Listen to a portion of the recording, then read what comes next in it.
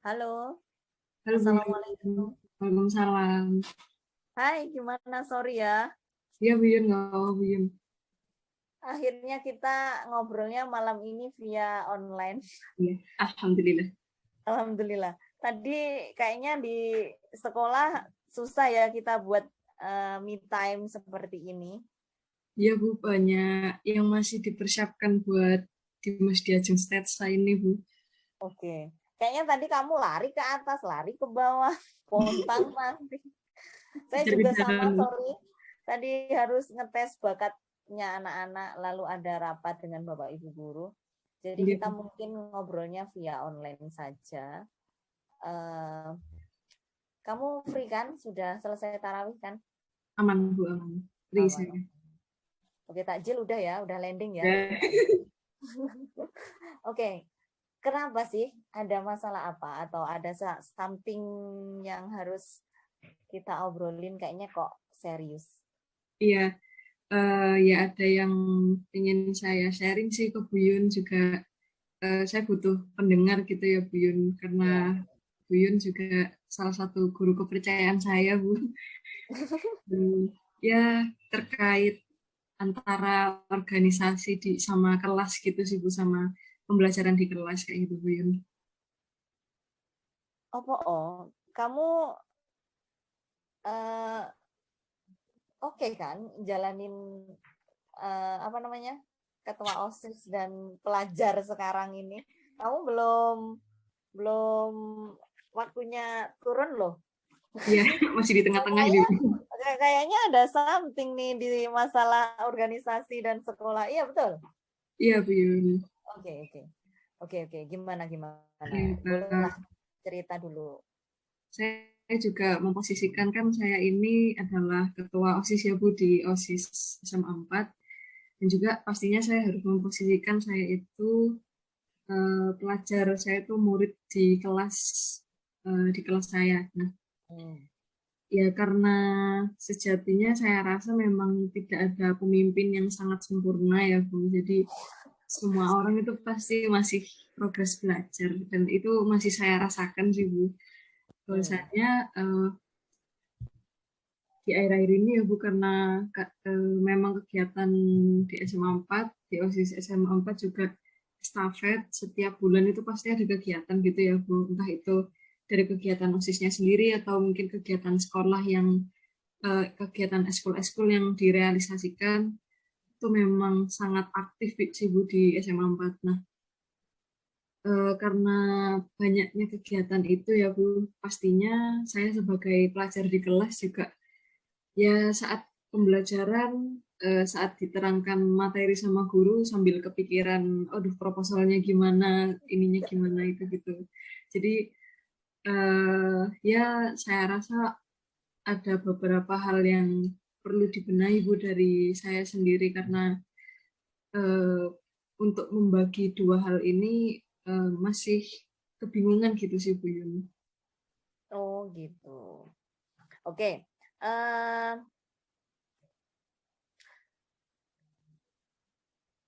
Kutsi kalau sudah ngobrol kayak gini kan kayaknya ini nggak bisa dianggap Kutsi hanya sedang kebingungan aja. Tapi bolehlah saya lebih dalam lagi. Kalau saya melihat Kutsi kan memang sepak terjangnya baik di sekolah ataupun di luar sekolah, pemimpin di sekolah bahkan juga aktif di organisasi luar sekolah. Nah, kira-kira yang benar-benar menjadi eh, pusat masalahmu di organisasi ini apanya? Maksudnya gini, kalau di kelas kan saya bisa bayangin lah, karena kalau teman-teman pulang setelah ekskul, kamu masih organisasi sampai jam 6, sampai setengah 6. Akhirnya apa ini yang benang merahnya?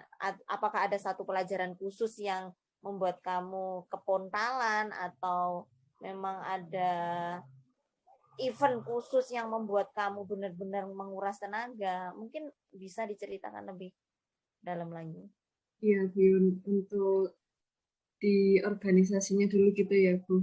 Hmm. Memang habis ini kan ada event yang cukup besar ya Bu, yang bergengsi banget di SMA 4. untuk teman-teman saya sama tim berprogres memang ya pasti ada naik turunnya lah Bu.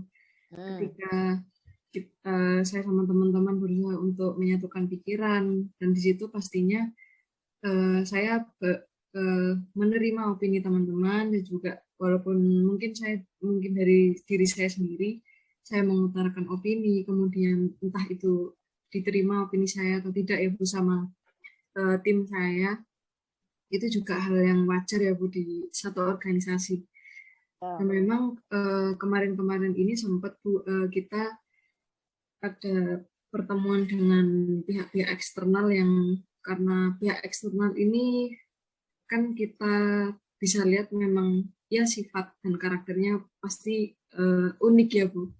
Jadi kita sebagai anak-anak SMA yang masih progresnya belajar kayak gitu, kita merasa kaget, oh ternyata kalau kita ketemu pihak eksternal itu seperti ini. Kemudian dari situ timbullah opini-opini teman-teman yang terkadang membuat saya mikir 2 kali. Sebenarnya saya ini memberikan arahan atau mungkin keputusan gitu ya Bu.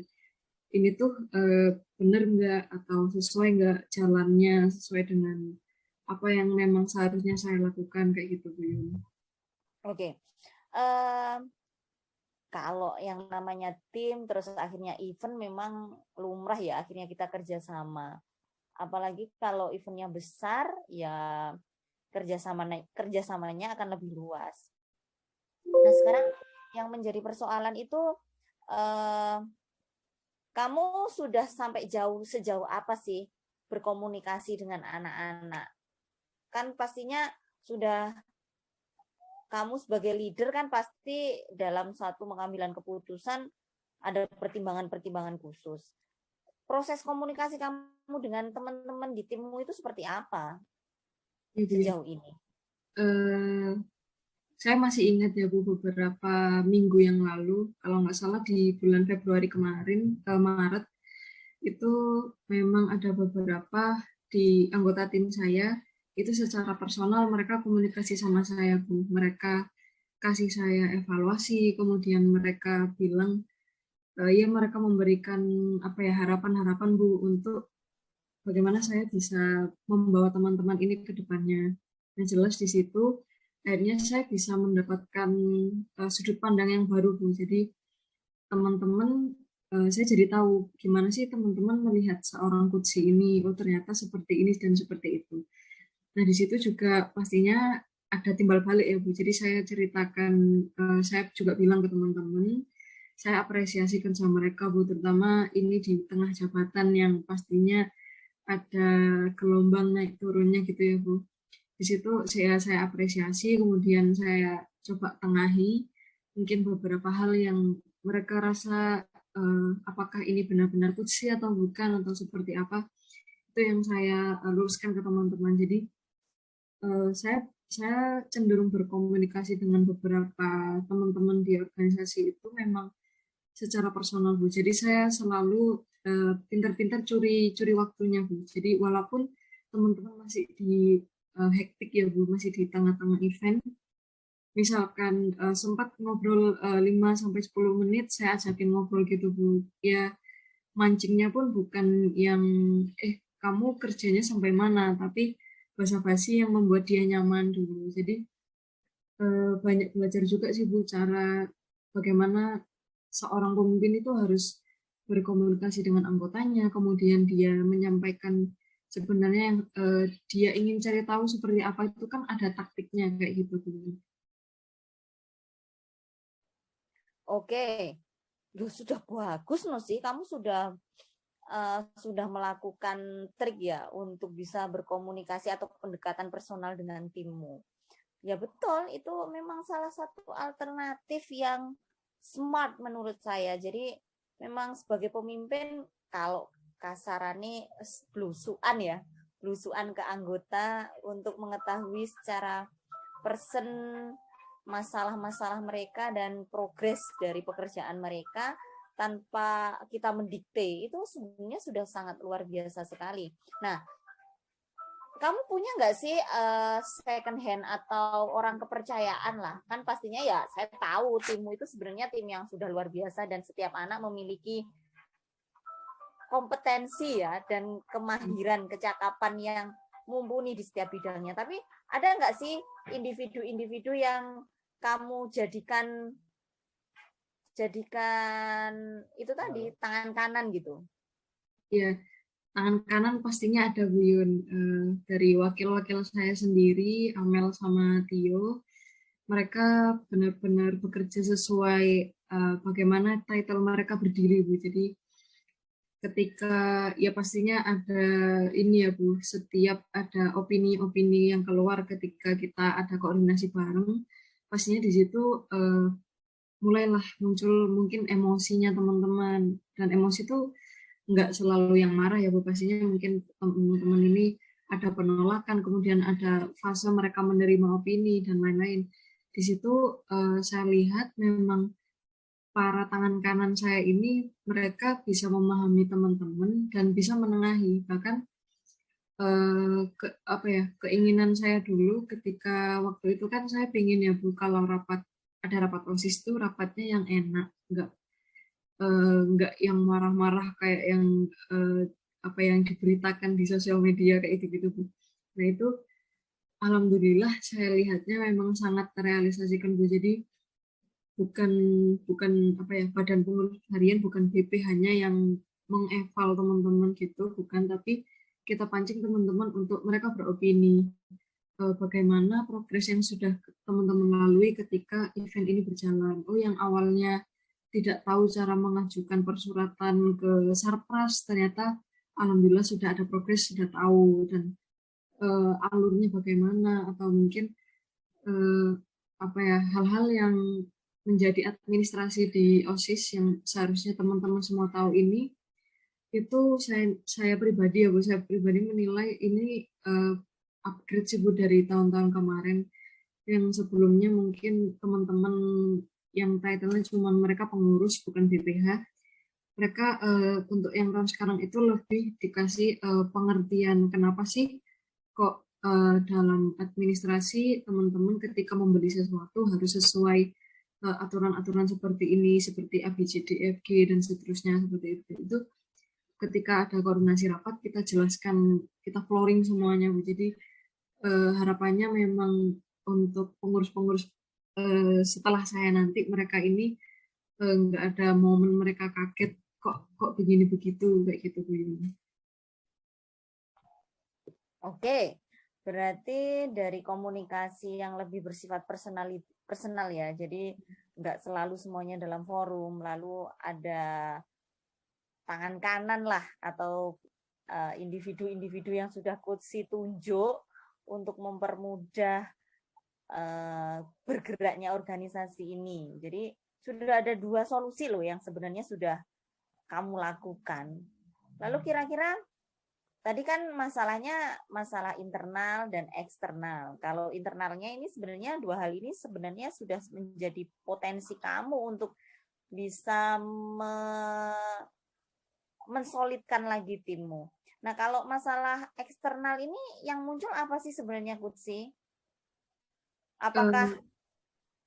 Apakah proses negosiasinya atau perizinannya atau bagaimana?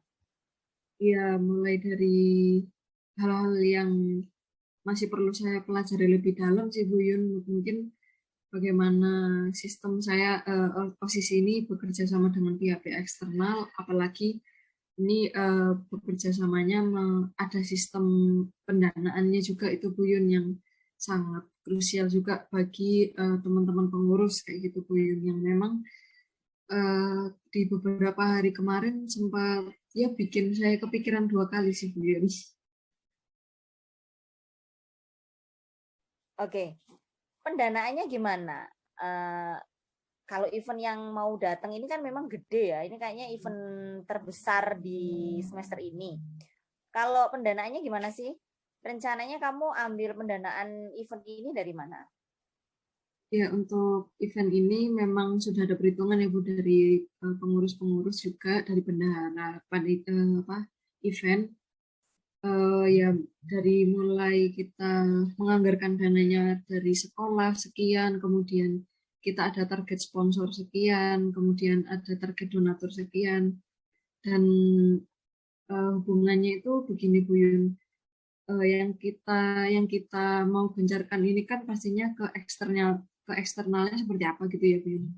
Nah itu saya ketika berkoordinasi dengan teman-teman karena ini dananya kita besar, event kita memang event yang wow sekali, maka bukan saya mungkin tidak akan mengucapkan kalimat bagaimana caranya teman-teman mendapatkan sponsor sekian juta, itu bukan seperti itu ya Bu Yun.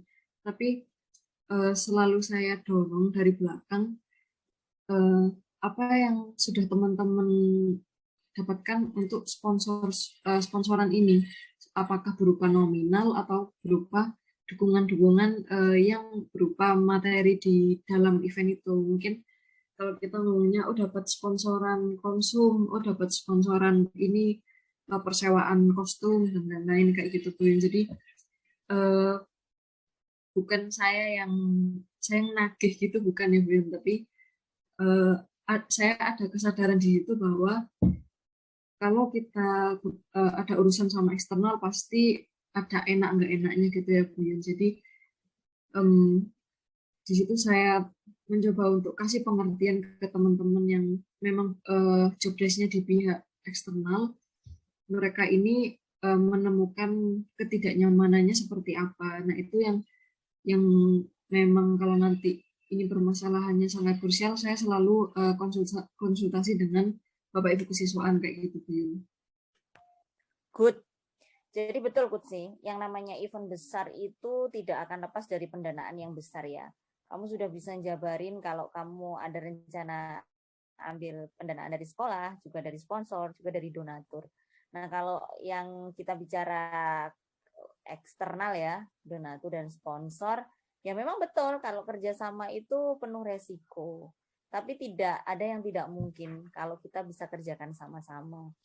Sudah ada lagi satu hal yang menjadi kekuatanmu sebenarnya, itu tadi adalah kamu sudah mampu mengidentifikasi sumber dana untuk kegiatan ini. Lalu juga ada dukungan kan ya dari Bapak Ibu guru pembina, khususnya Bapak Ibu guru pembina OSIS yang senantiasa berkecimpung di organisasi OSIS. Sebenarnya kamu sudah memiliki kekuatan itu loh Kutsi, sudah memiliki komposisi yang kuat untuk dapat menjalankan event ini meskipun ada masalah internal ataupun eksternal. Itu kalau menurut saya.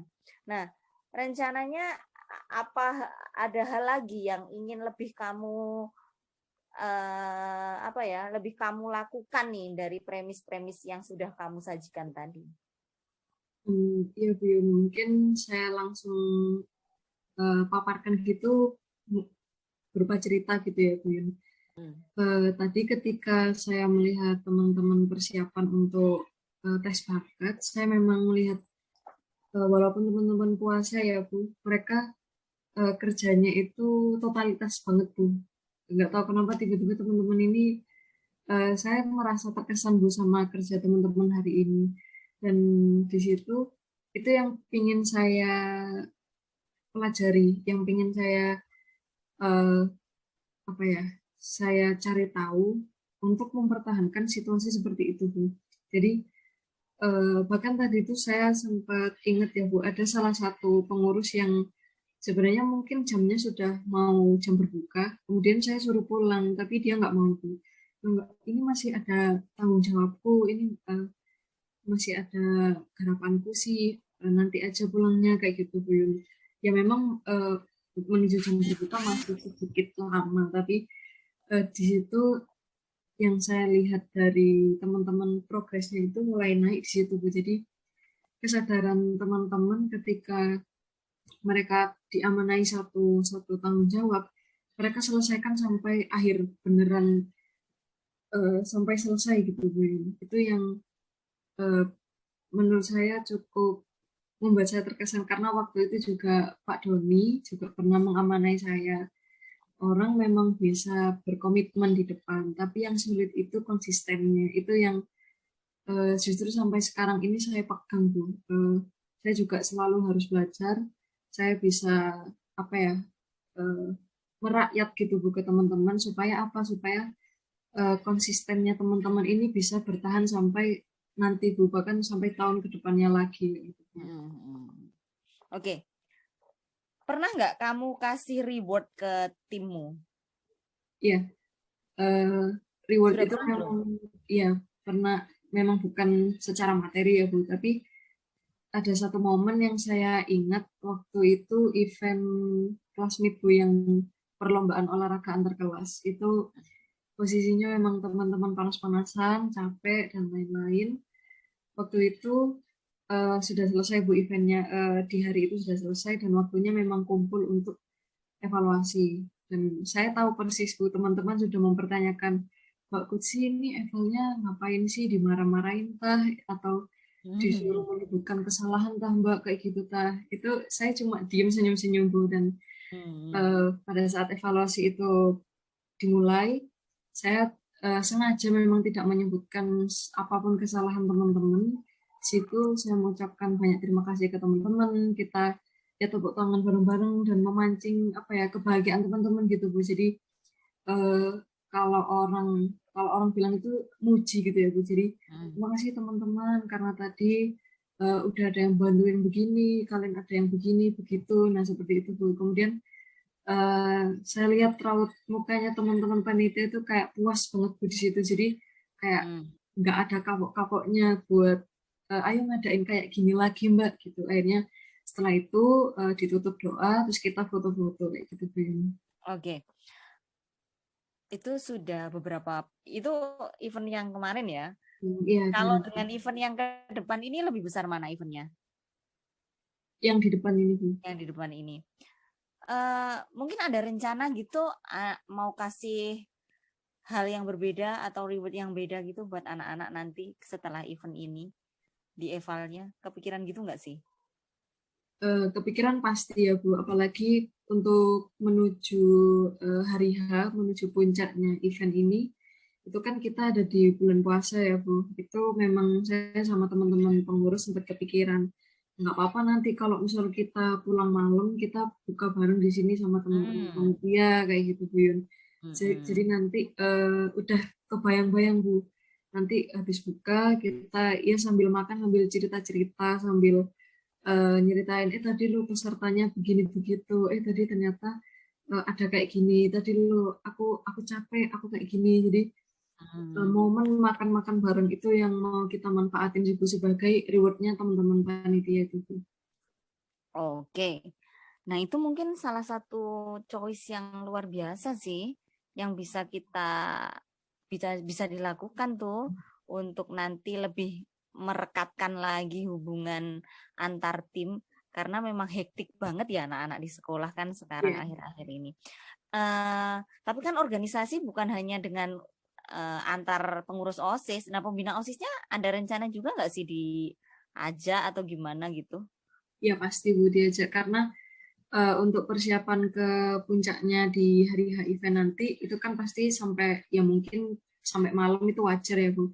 Dan pastinya selalu ada pengawasan dari Bapak Ibu pembina. Nah di situ momen-momen yang mau kita curi ya di situ Bu. Jadi saya masih ingat Bu waktu saya masih jadi pengurus OSIS, jadi anggotanya aja itu makan bareng Bapak Ibu guru, kemudian guyon-guyon, bercanda, dan juga cerita-cerita hal-hal yang unik di hari itu, yang kejadian di hari itu tuh sebenarnya hal-hal kecil yang bisa buat perubahan besar Bu, yang sebenarnya dari situ chemistry antar Bapak Ibu guru ke teman-teman itu akan kebangun besar kayak gitu Bu. Good, karena ini Ramadannya sudah jalan beberapa hari, mungkin nanti sebelum Bapak Ibu guru cuti ya atau libur hari raya bisa segera dilaksanakan ya sih ya. Siap Bu. Betul itu Kutsi. Jadi mungkin itu juga menjadi salah satu alternatif ya, alternatif untuk bagaimana akhirnya kamu bisa bonding dengan timmu, kamu juga bisa bonding dengan para pembinamu. Kalau masalah hektik tidaknya memang semakin mendekati penghujung semester itu hektiknya mungkin akan sangat luar biasa.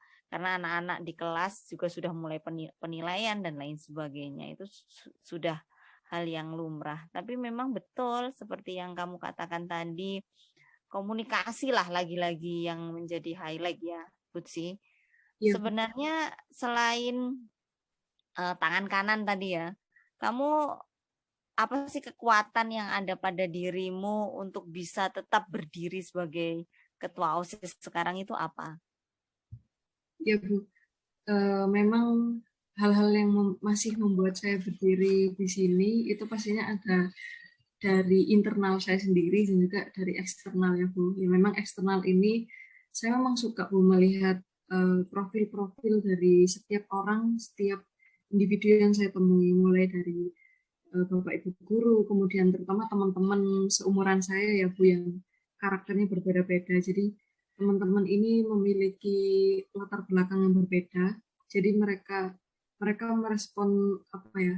Merespon suatu emosi itu seperti apa, dan itu yang jadi pembelajaran bagi saya gitu Bu. Yang sekali lagi itu memang hal-hal yang saya rasa ini kesempatan emas yang mungkin uh, didapatkan, memang bisa didapatkan, tapi untuk anak seumuran saya ya Bu itu merupakan kesempatan langka gitu Bu. Dan untuk ya motivasi internal saya dari diri saya sendiri, karena pastinya keinginan saya untuk masa depan yang jelas lebih cerah ya Bu. Jadi acuan saya adalah ketika kita menghadapi sesuatu yang besar lebih awal, itu nanti di akhir kita akan lebih gimana ya, lebih santai gitu Bu. Jadi kita lebih siap. Nah, eh, yang mungkin bisa jadi perumpamaan di usia sekarang anak-anak SMA jarang ya, mungkin karena posisinya berada di organisasi ya Bu. Anak-anak ini akan mengurus surat persuratan, administrasi, proposal, dan itu memang jarang diurus oleh teman-teman yang lain. Nah, itu yang menjadi pembeda unik bagi diri saya sendiri. Jadi ketika nanti saya sudah dewasa nanti, saya sudah berproses menjadi kutsi yang sebenarnya itu, saya sudah ngerti, oh alah, untuk menghadapi uh, administrasi itu seperti apa, saya udah ngerti. Oh, untuk menghadapi orang yang lebih tua, untuk menghadapi dalam hal bisnis, dalam hal bertemu dengan eksternal, atau mungkin menghadapi urusan internal di satu komunitas ini seperti apa, itu saya sudah ngerti gitu tuh. Curi start gitu ya Kutsi artinya ya. Jadi Curi start, oke. Happy nggak curi start dari awal kayak gini? sangat happy. Happy ya, alhamdulillah. Gimana Kutsi feelingnya? Alhamdulillah agak lega sih Bu Yun. Oke. Apa yang bisa kita rangkum dari pembicaraan kita hari ini menurut kamu? Ya mulai dari saya sebagai seorang pemimpin ya Bu, saya memposisikan saya sebagai ketua OSIS, dan juga saya memposisikan sebagai salah satu murid di kelas. Itu memang apa ya, posisi yang tidak semua orang bisa lakukan, karena memang Bu, semua orang itu bisa mendapatkan jabatan yang tinggi, tapi tidak semua orang bisa melakukannya dengan baik. Itu Bu Yun yang menurut saya menjadi poin unik di pembicaraan kita kali ini Bu Yun. Jadi ketika kita memposisikan sebagai murid dulu di kelas seperti apa, kemudian setelah keluar kelas kita mengurus ke urusan atau kegiatan di organisasi itu, kita langsung berganti topeng gitu Bu Yun. Dan jadi sebagai seorang pemimpin itu harus selalu siap seperti itu Bu Yun. Oke. Booster ya? Iya benar. Jadi kamu itu sudah luar biasa, Gutsi. Kamu sudah di posisi ini tuh bukan tanpa sebab ya, karena Allah itu bahkan menurunkan daun yang jatuh ada di Laumul Mahfud itu sudah ditulis. Jadi tidak ada yang kebetulan. Semua itu sudah ada yang ngatur. Dan akhirnya kamu di posisi ini itu bukan tanpa sebab, bukan tanpa musabab ya. Peran orang tuamu dalam mendoakan itu juga sudah sangat luar biasa pastinya. kamu sudah menemukan potensi yang ada pada dirimu, kamu memiliki teman-teman dan teamwork yang sudah oke, komunikasi yang kamu lakukan juga sudah cukup asertif dan sudah kamu lakukan dengan caramu sendiri. Bagaimana kamu komunikasi dengan anak sebayamu, dengan bapak ibu gurumu juga sudah kamu lakukan. Tinggal kamu nambah lagi eksekusinya, waktunya juga sudah kamu tentukan. Jadi semoga apa yang menjadi kita bicarakan hari ini nanti terrealisasi dengan baik dan saya tunggu kabar gembiranya. Iya, Buyun, sukses amin. untuk eventnya Kutsi. Iya, Buyun, amin. Setelah ini mau ngapain? Mengerjakan tugas, Buyun. Balik ya jadi siswa. Balik jadi siswa. Oke. Kita akhiri boleh? Boleh, Atau Buyun. masih lanjut? Oke. Thank you Kutsi sudah memilih saya sebagai partner komunikasi kamu. Terima kasih. Selamat menjalankan ibadah puasa. Iya, Buyun. Terima kasih.